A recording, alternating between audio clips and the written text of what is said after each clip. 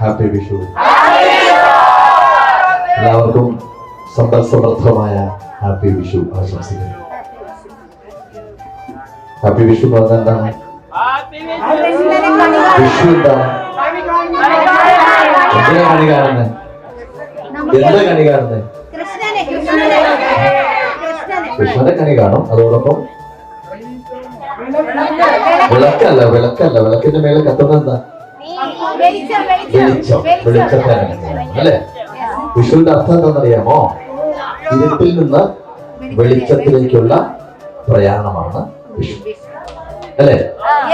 അപ്പോ എല്ലാവർക്കും നല്ല വെളിച്ചം ആശംസിക്കുന്നു. നല്ലൊരു വർഷമാവട്ടെ എന്ന് ആശംസിക്കുന്നു. എല്ലാവർക്കും once again happy